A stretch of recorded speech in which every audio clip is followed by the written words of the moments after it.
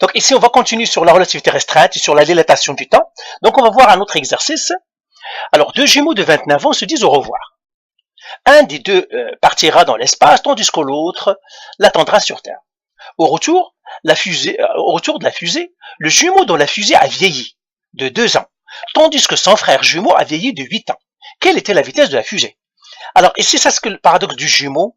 Peut-être on va en parler plus tard. C'est le parti de Langevin.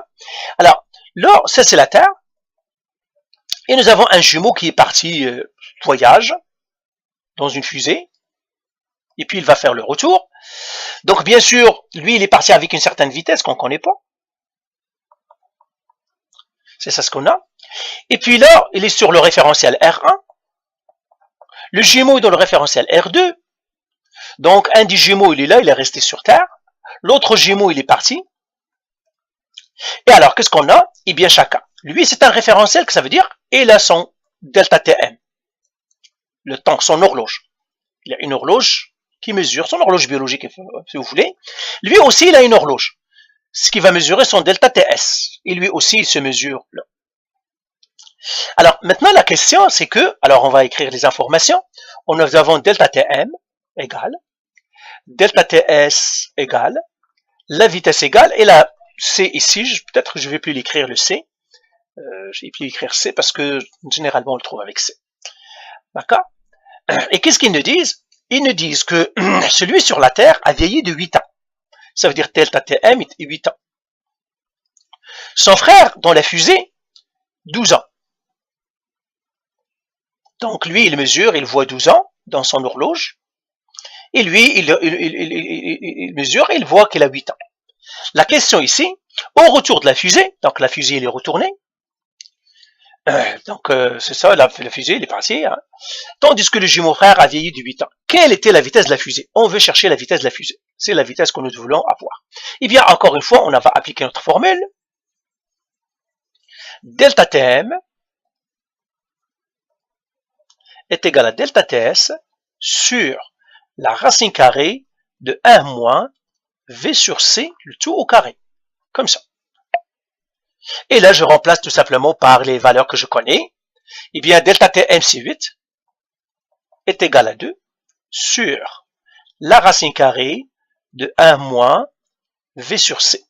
Tout au carré ici. Il n'y a pas de parenthèse ici. Alors, qu'est-ce que je dois faire? Eh bien, ça, c'est un peu d'algèbre, c'est tout. Hein. Donc, je vais multiplier par la racine ici pour le monter. Ça va faire produit croisé, ça c'est sur 1. Donc, ça va faire 8 fois la racine carrée de 1 moins V sur C au carré. Elle est égale à 2. Pourquoi? Parce que 1 fois 2, c'est 2. Je divise par 8. Je divise par 8. Ça me resterait la racine carrée de 1 moins V sur C, le tout au carré, est égal à 1 quart. Je dois me débarrasser de la racine, je fais au carré, et je fais au carré ici. Ça me donnerait, ça c'est C, me donnerait 1 moins V sur C, le tout au carré, est égal à 1 sur 16. Vous voyez, tout ça, c'est des mathématiques, le niveau 10e année, ce sont des calculs niveau 10, 11e année maximum, tout simplement ça. Et je suis en train d'isoler le V au carré sur C au carré. Donc, qu'est-ce que je vais faire? Je vais envoyer le 1 de l'autre côté. Donc, ça va faire moins 1. Alors, je vais effacer ici. Donc, prenez-le, je vais l'effacer. Moi, je continue tout simplement les calculs. Ça va me faire quoi? Moins V sur C, le tout au carré. Elle est égale à moins 15 sur 16.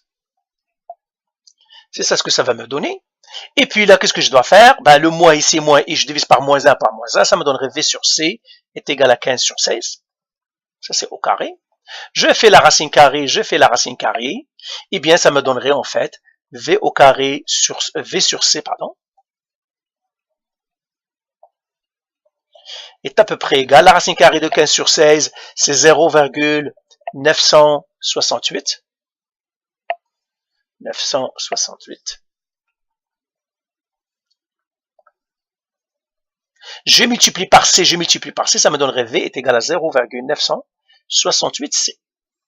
Toujours, on utilise la vitesse de la lumière C, on la laisse, on la remplace pas par le 3 fois 10, on l'utilise toujours avec C. Ben voilà la vitesse avec laquelle le jumeau était parti. Donc, vous voyez, on a appliqué tout simplement la formule de dilatation du temps. Donc, Maîtrisez bien la formule de la dilatation du temps. Alors maintenant, faites les exercices que je vous ai donnés et c'est tout, parce que tout ressemble à ça, à appliquer la formule et c'est tout. Allez, bye.